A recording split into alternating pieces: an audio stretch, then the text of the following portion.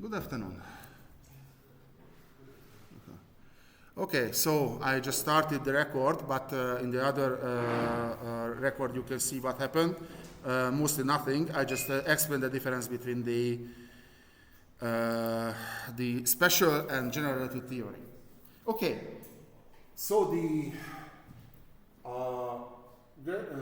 gravitational theory, which is very, very interesting, is this time dilation. Now, if we have a very sensitive, very accurate clock, atomic clock, and we put another to the top of Galilean field, for example, then our clock will go slower than that one. The navigation, the agriculture, everything nowadays is based on GPS. It's a global positioning system. Segíthetek valamit? Can I help you? Hello?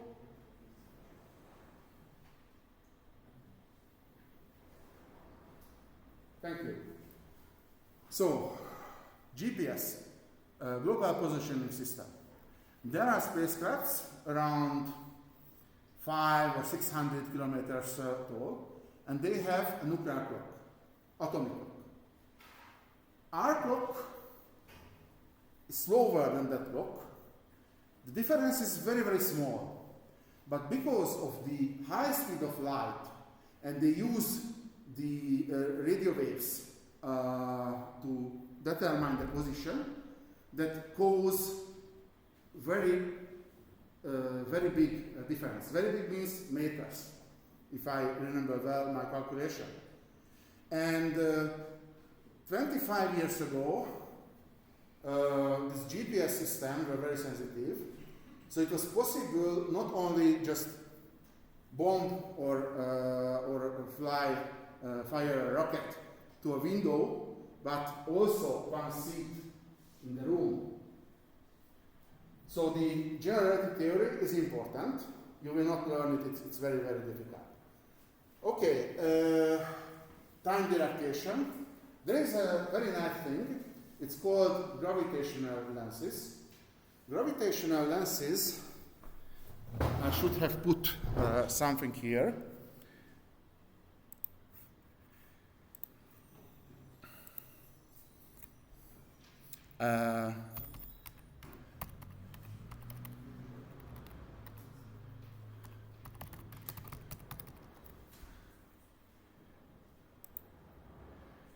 Okay, then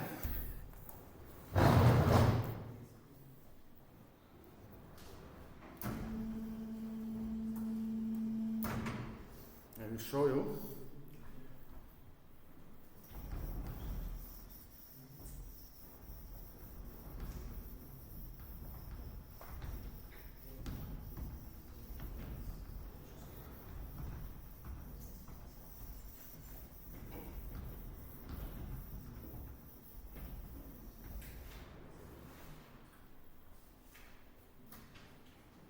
So we are,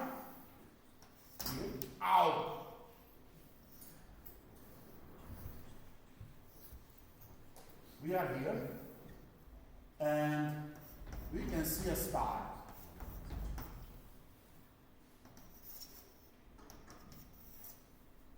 And if the sun is here, then these stars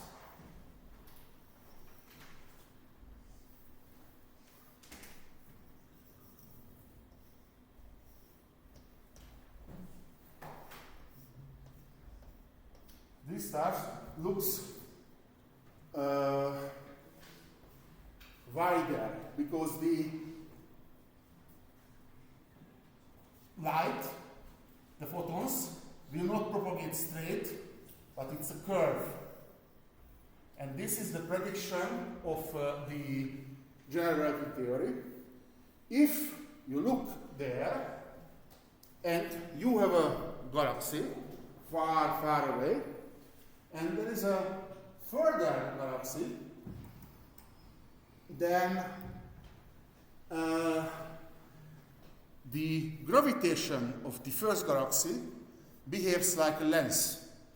You can see duplication or multiplication of the galaxies, and also very, very, very twisted forms. There are many beautiful images of this. Just I didn't add to the slides. Yes, and I would like to show you something else, which is related.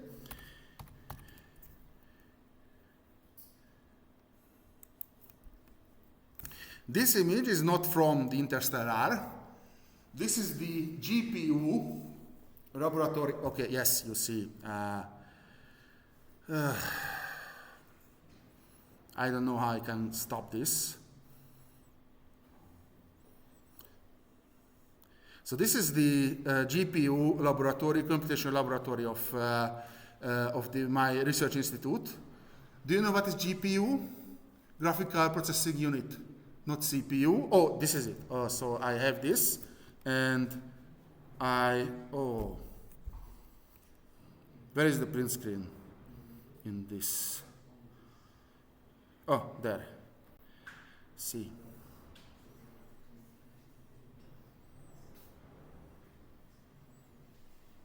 Again.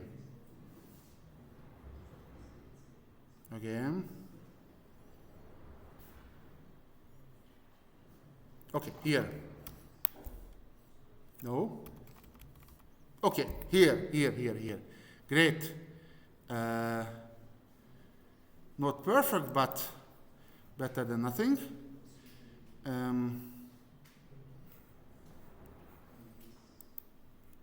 Oh, I know what happened here.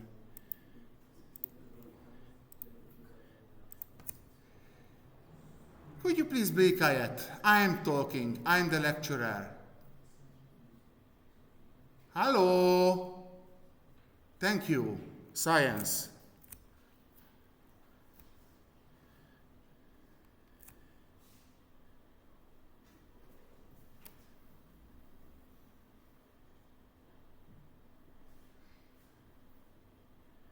I hate this.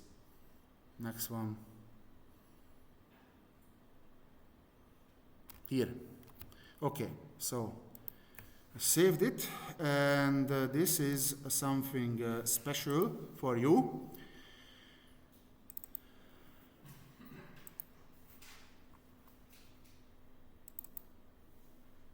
Here, okay. So what is it? This is a black hole, and it has an event horizon, and the matter falling in the black hole forms an accretion disk. However, the distortion of the space is so strong that you can see the foreground, of the disk, and you can see beyond the black hole, and this is the other part of the disk. So this is not here, this is a disk, just the space-time has been twisted, and you can see the other side of the disk, which is normally not visible. Yes?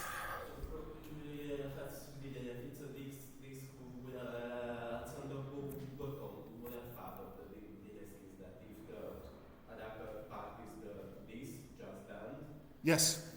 No. The disk is the shape. The shape of the disk is disk. It's okay. It's planar, almost planar. Just you can see what is behind the black hole, because it distorts the space so badly that the light go around the black hole and you what is behind the black hole.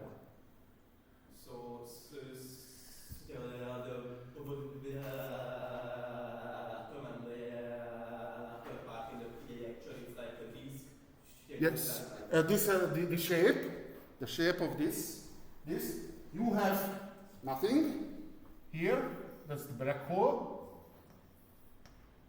and there is an accretion disk, and it's rotating. So it's a disk. This is the shape, but because normally you would say this, you would see this like this. But okay, it's not. I'm not good in. Normally, you would say you would see something like this. But because I turn this, the light changes. The light, so it's like a lens. Then you see this part and this part, and this is the observer. So you see this that upper part because of the distortion of the space. But this is just an interesting thing, and you will not write tests on it. But I try to take your attention for other thing. Okay, so watch interstellar, it's great. Let's start with this special relativity theory. Actually, you have learned something about it. You have learned aerodynamics, didn't you? Mass regulations. Last year you should have learned it. No? The end of the mass regulations. I don't know if we don't have it in our big test. You haven't had aerodynamics? Not yet. Ah, that's a problem. Okay, I thought you had. Oh, sorry, I'm crashing it here.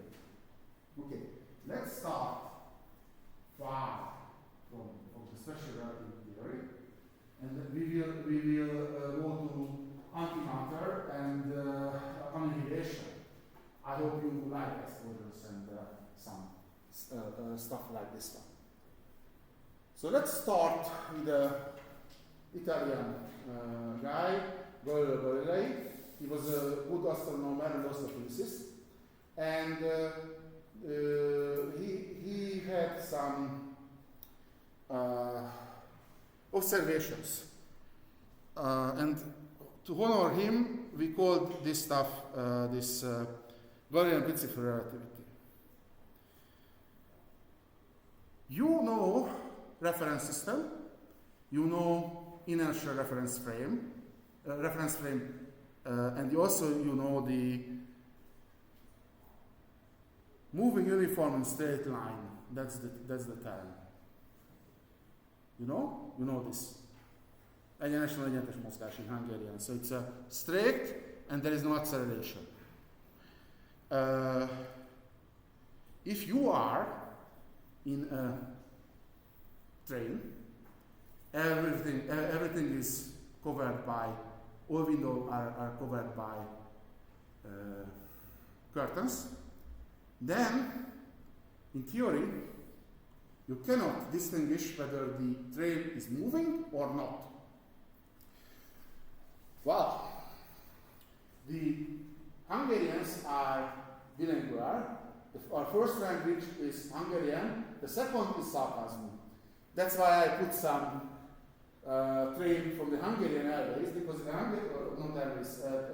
railways, because in our trains you are jumping, so you know we are going. I assure you, if you go in France, DGB, or industry access in Germany, or you use a maglev in China, I have it in Japan, then you can put a glass of beer or Coke, and it stays there for hours. So that's really a straight movement and really without acceleration. So if you are here and everything is covered, then you cannot distinguish whether you are moving or not. That's a principle. That's the Galilei principle. Well, yes. Okay, what happened when you have two reference frames. One reference frame is K, the other is moving, the K is at rest, the other is moving. The velocity of moving is this V0, and you have this, I don't have pointer. Okay. This is the origo, this is the coordinate system, this is another coordinate system. Everything is with this comma. This is the key comma system. We have a point here, P. It has a position, this R vector. In another system, we have this R comma position, and we know very well that we have this origo and we have this origo, and the difference is given by this R0 vector. If you check this and go back, because how can I go back? Okay, yes. You can see that this R, comma, and R0 gives this R, the original R. It's the same coordinate system. Okay, let's do a derivation by time. We got the velocities, which is good. We have the velocity. We do this derivation again. We got the acceleration. And this acceleration, this A0 is 0 because this is not an accelerating system. But we can do the acceleration. If we do the multiplication with the mass m, then we got the forces. So it means that if you are in a other reference frame which is moving uniform in a straight line, then the forces are the same. If you take a bus and it turns, of course it's not true, but we excluded these systems. We are in special relativity right now, not the special relativity, just special frames.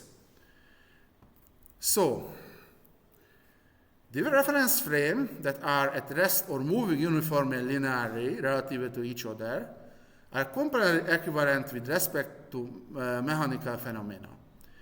If one of them is an inertial frame, then all of them are.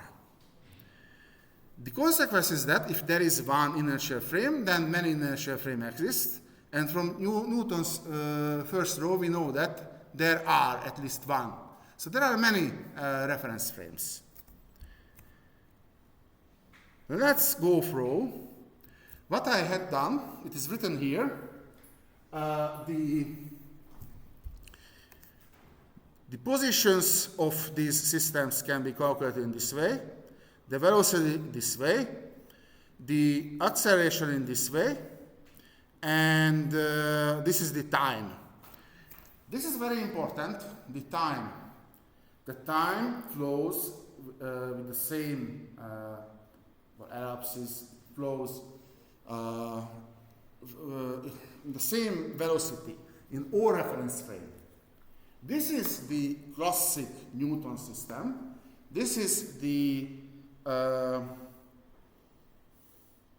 these are the classical mechanics right now.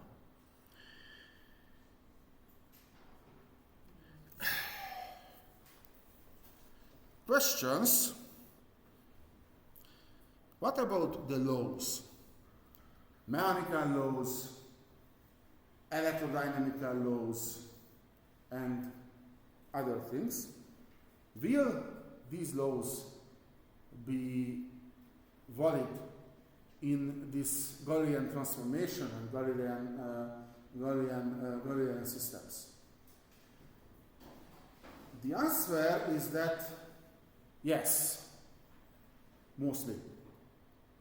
With restrictions, there is one which is very weird.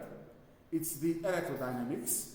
The electrodynamics, the Maxwell equations and Maxwell-Tyrrell's electrodynamics, was made at the end of the 19th century, and that's Lorentz invariant and not Galilei invariant. I mean, the Galilean transformation is not good for those equations. Actually, it's unexpected. But can you tell me what is the difference between a charge and the current?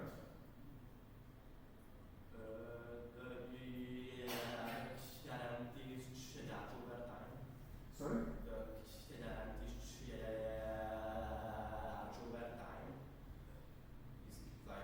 Yeah, it's something like this, but with one word, if charge is moving, then it's current. So it means that the currents and charges and everything are dependent on the choose a reference frame. So there is a program with the Maxwellian electrodynamics. But that's a nice program actually. So that's a very good theory.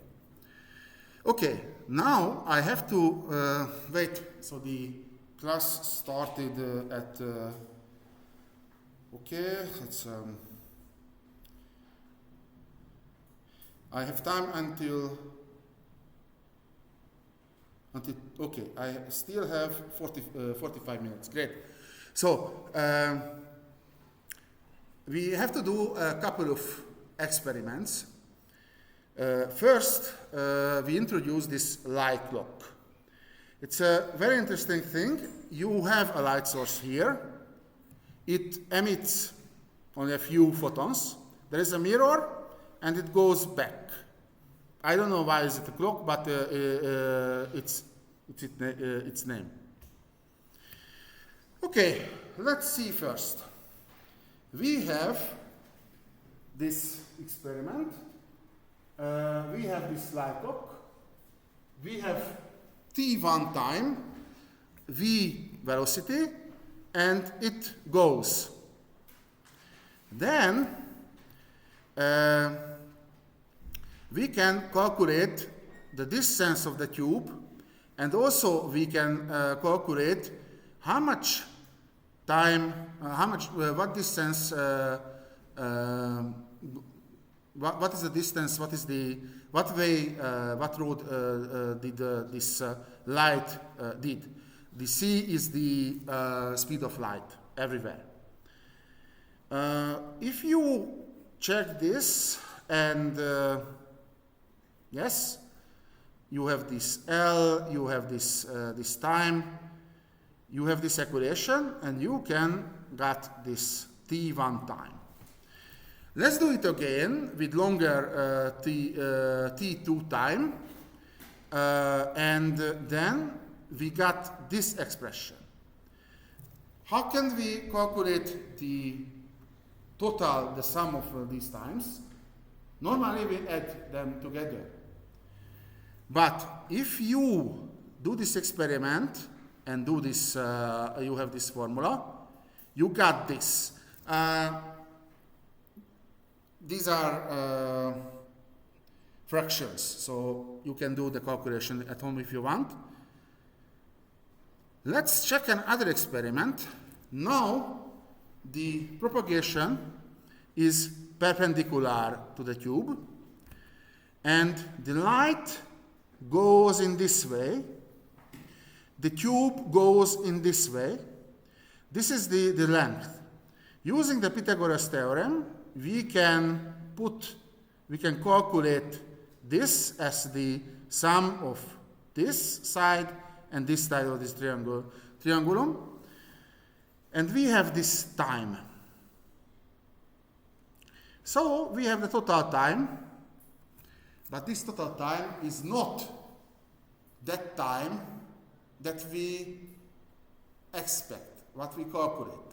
So we expect that the total time is t1 plus t2, But with this experiment, we have different types. Something is not good. Something is bad. Okay, train again, or it's better if you have a photonic spacecraft. The rocket goes by photons, but you can also go by trains. Okay, the train is going with V, and there is a person running forward with V. If it's written C, I will switch to C, but I just say right now V. Okay, very simple. His velocity is the velocity of the train, and his velocity comparing in difference frame of the train. That's normal, that's okay. What happened if you emit light here? Its speed is C. Whether the velocity is the velocity of the train and the velocity of the light, this was expected. And why? So that's normal assumption. Okay, you can add together. No, you cannot. And to find this, they did this experiment. It's called Michelson-Morley experiment. Actually, there is something that is not written. When they had the electromagnetic waves, the electromagnetic waves are very simple. You have changing electric fields that makes magnetic fields. The magnetic field change, and it gives you changing electric fields, and it propagates. But they could not understand this, and they looked for a material which is resonating. The sympathetic material was the ether, which does not exist. But there is this experiment with seems to be a very bad resolution. What happened here? This is an interferometry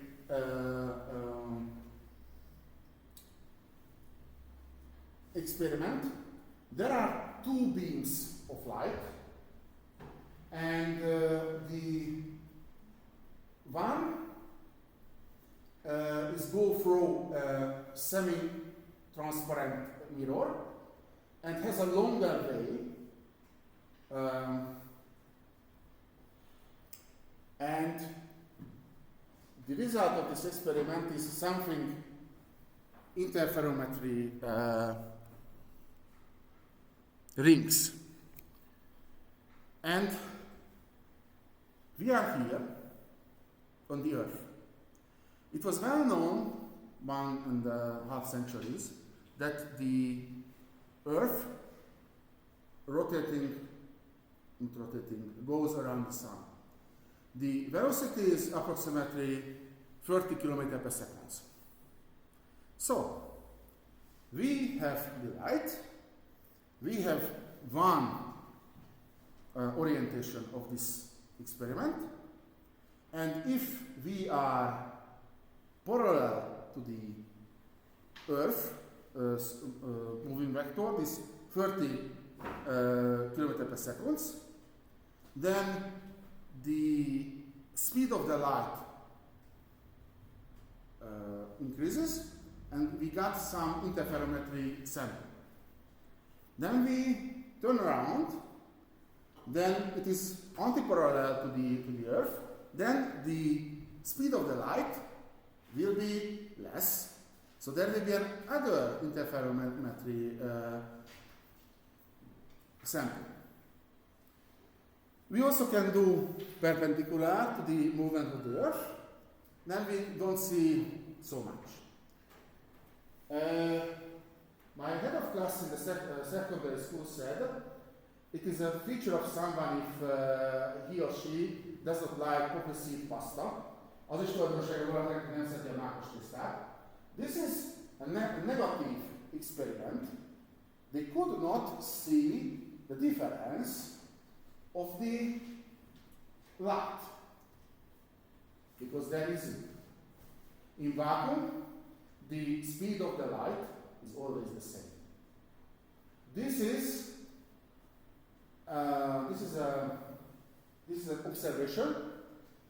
This is a feature of us. This comes from master equation, for example, but which is unexpected, that the light will not change. So I cannot do that, okay, I'm going with the train and add the velocity of the train and the light and I got something else.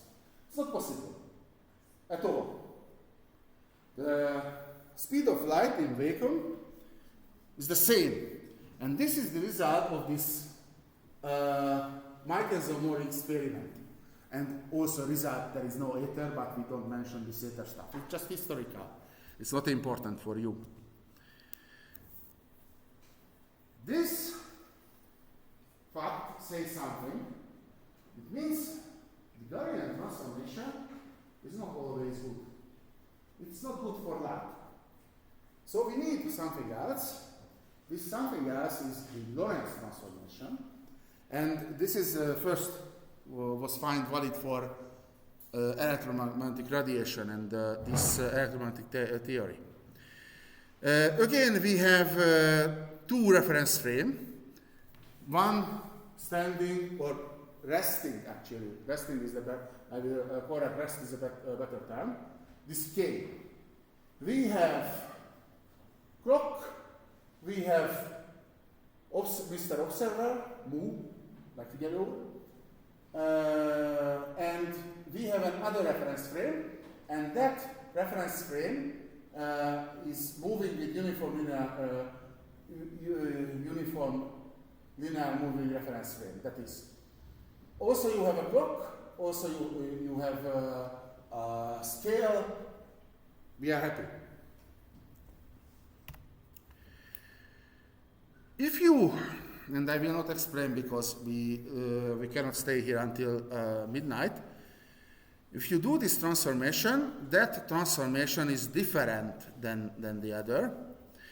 If you are in the first system and you want to transform x, y, z, and also the time from one to the other, you have to use these forms. The time changes and depends on the position. And also the coordinates are different. Of course, not all of them we choose one. There is an inverse when for the second frame you will transform for the first one. Then the forms are different. But there is this square root form. The v is the speed and the c is the speed of light. This is always there.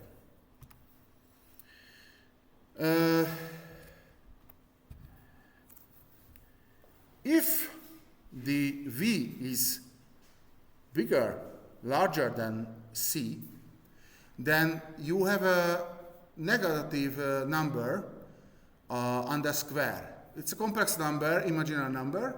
We cannot accept this.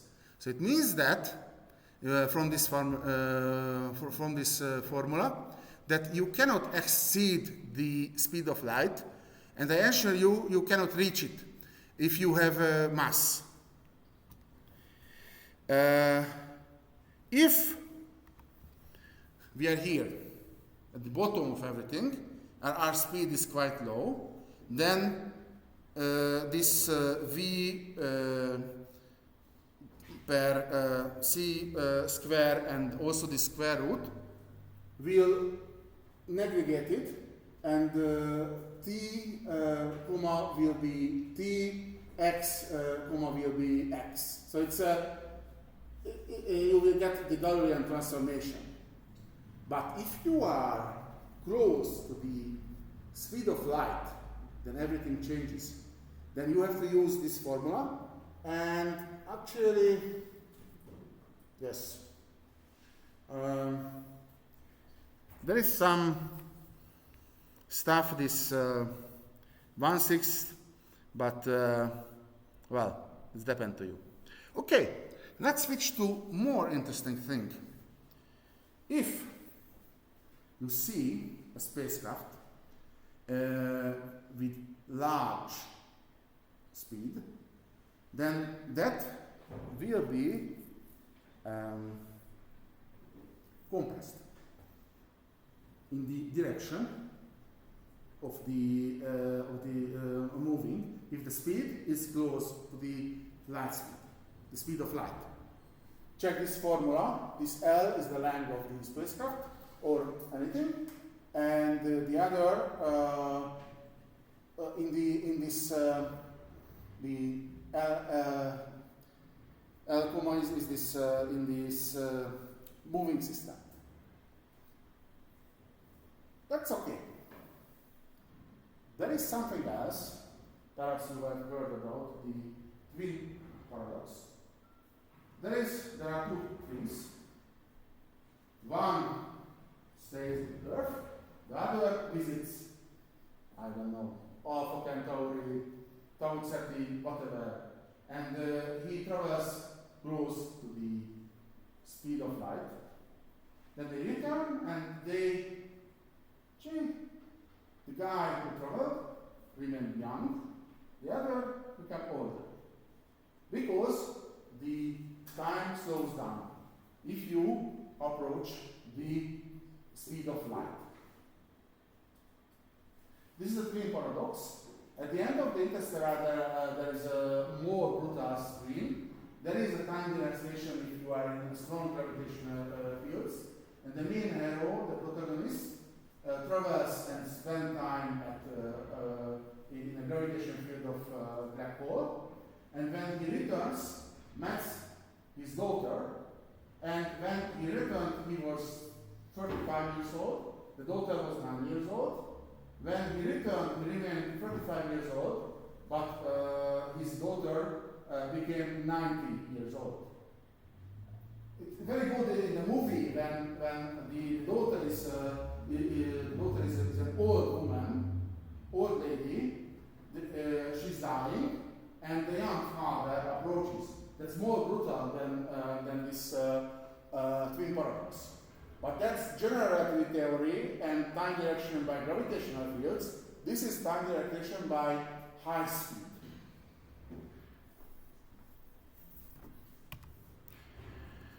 Okay.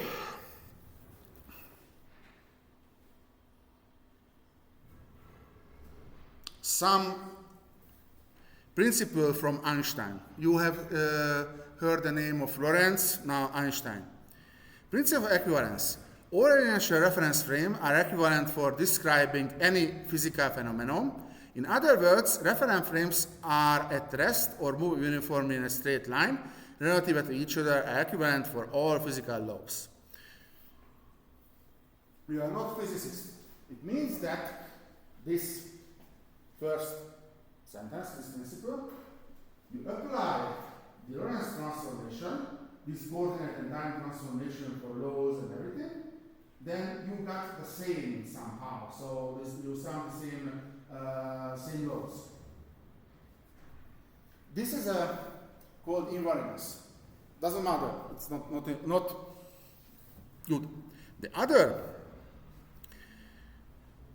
The principle of constancy of the speed of light. The speed of light is an universal constant, independent of the motion of the source, the observer, or the reference frame. This value is approximately 3 times 10 over 8 meter per second. The speed of light in vacuum is the ultimate speed limit. It cannot be reached or exceeded by any object. Yes? Okay, so this is from the Michelson-Morley experiment. That's an experiment. The speed of light is constant. Its value came from the Maxwell theory, the theory of electrodynamic waves, and which is very rare that you cannot reach it. Everything that has mass cannot reach it. I will show formula that proves this. The photons we the photons, the light particles, electromagnetic particles, they have no mass. So they can travel by the speed of light. There are crazy theories that there are particles which go much faster than light and they can reach from above the light speed. That's a crazy theory. In Star Wars and also Star Trek, there is a warp when you open a window and in this window the law of the physics changes and the speed of light becomes much higher and then you can travel 10 times speed. We don't know this, but at least they consider the law of physics. So what we know right now, if we want to go to Proxima Centauri, that's approximately 4 light years old, so the light needs 4.3 years to go there, then we have to travel more than 4 years, 5 or something like this, because we cannot reach the speed of light. Actually reaching this speed is also a lot of energy. You will see it very soon. My comment, it's not part, but interesting. You cannot exceed the speed of light in vacuum. If you have special conditions, then you can exceed the speed of light in a transparent material. For example, water. Do you know what is Cherenkov radiation? Have you ever heard of Cherenkov radiation? You who have seen the movie, HBO movie of Chernobyl? Okay. Doesn't matter. Actually, I will not explain back. The radioactive sources, radioactive particles, has very high velocity. That high velocity is lower than the speed of light in the vacuum, but it's higher than the speed of light, for example, in water. The Technical University of Budapest has a nuclear reactor on the shore of the Danube, yes, in the middle of the city, between, what is the name, this Franz Josef Bridge and Morley Bridge. Its power is something 100 kilowatt, and the reactor is under a 5-meter pool. It's actually not really a pool, but it's something. It's not so bad. I made experiments with it. I mean measurements as a student, and if it's dark, then you can look at, and you can see a beautiful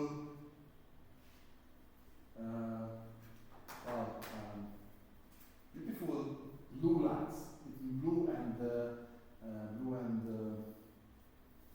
green. These are the particles, the radioactive particles. They go in the water faster than the local speed of light in the material. And then there is a deduction. That was the 20th topic of my modern physics board exam. Wow, and Nobel was given for it. There are radiation, and this type of radiation is very similar like supersonic stuff. When you have a fast airplane and it goes faster than the sound speed. Doesn't matter, it's very nice. So you always have to say the speed of light in vacuum cannot be exceeded or reached, or if you have mass. But in vacuum, that's the important thing. If you check this and compare the results of this Michelson-Morley experiment, then it says the time flows or goes in different speed. So there are some other things. This could be deducted, but it was thought to be not to deduct. First, there are two masses. One is the rest mass. We will talk about this. And there is the mass which depends on the coordinate system. If you go so fast that you approach the speed of light, then your mass will increase. If you check this, you have a rocket. You want to go travel somewhere, and you accelerate. Then your mass will increase, and you will never reach the speed of light, because the force, the energy that should have accelerated you, increases your mass.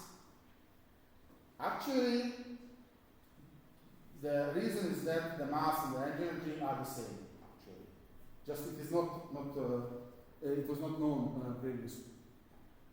You can calculate the momentum and the total energy.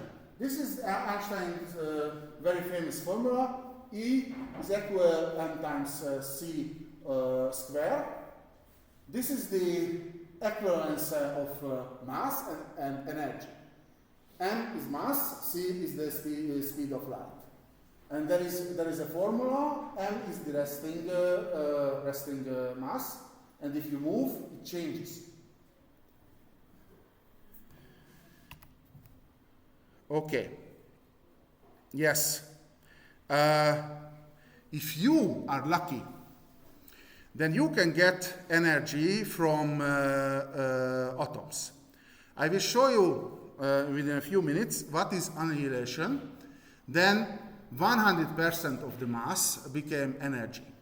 But if you have a nuclear power plant or a nuclear bomb or thermonuclear bomb, then a very small part of their energy mass become energy.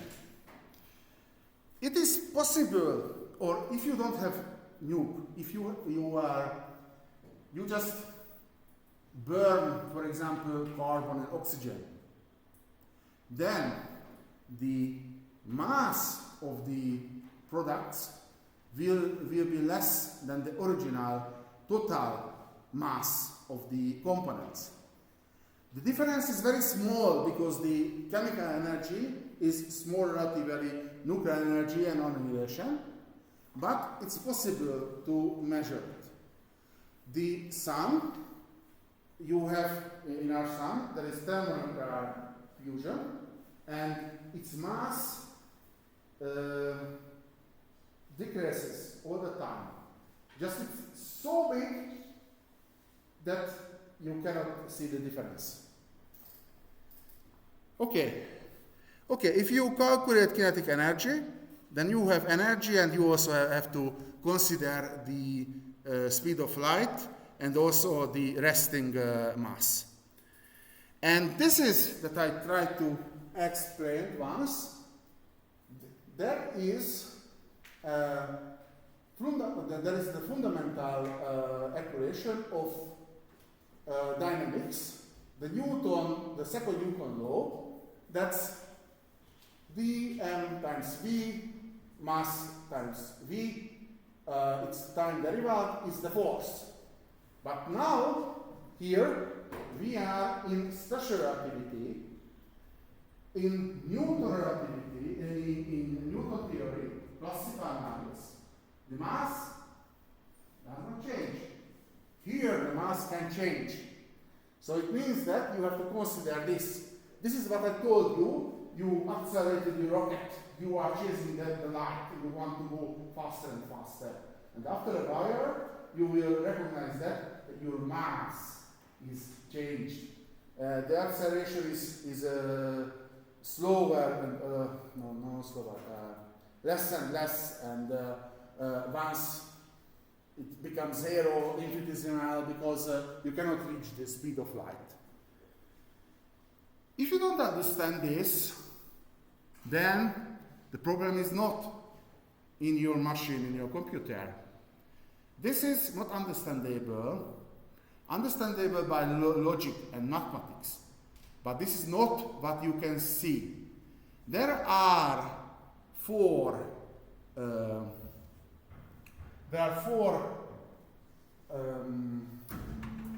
regions of our world.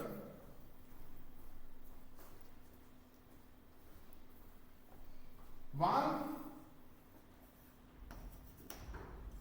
the small, then the macroscopic.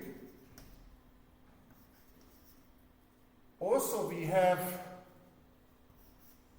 speed, which is close to the, which is much lower than speed, and we have speed related to C. Okay, what we can see?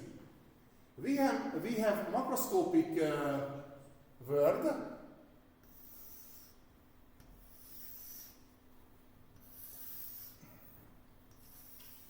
This is, we are slow, macro world. This is the Newton mechanics. This is our world. There are small. This is quantum mechanics. At the very end of this class, I will tell you something which is small and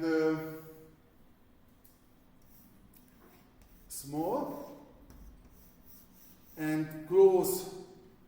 This its speed is close to the speed of light. We know something about this. However, we don't know nothing, or almost nothing, related to places which are macroscopic and go at speed of light.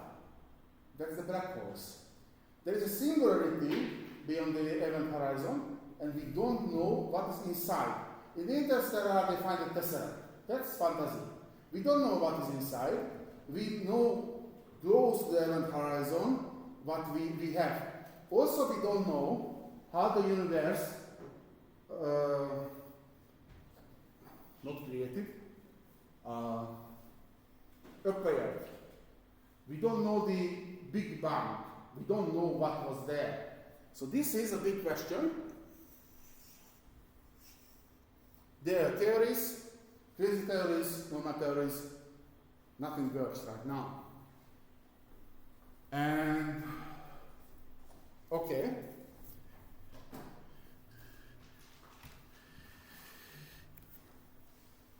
This E equal m times c square means that the energy and the mass are the same feature, the same property of the matter. Energy and mass are the same. Mass and energy are inseparable manifestations of matter. This is from Einstein. And this is a very important stuff. Okay. Now I have 20 minutes. It's enough for a Cooper test. And this is not part of the topic, but I think it's interesting, so I explain you. This is this relativistic quantum mechanics.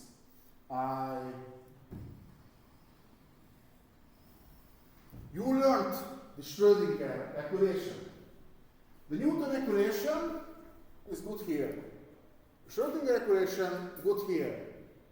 And here, when you have small particles and high speed, the Dirac equation is good. It was made in the 20s of the last century. I don't explain everything which is there. There is this wave function, and this wave function, you have a lot of things. This is invariant transformation and also gives back the features of particles. But there are more, and that's why I explain you and show you. Okay. I told you there are special and general relativity. There are, yes. This is good for special relativity. There is no quantum mechanics in general relativity. That would be this one. This is special relativity and gives some very interesting things. The fundamental features of particles, for example the electron, are given. The charge, the mass, no the mass, just the charge. It describes with the wave function the electron. However, it has two solutions. One negative, minus, and one positive. So, there is electron with minus charge, and also there is an electron with positive charge. Its name is positron. Not from the direct equation, but you can do the same with protons.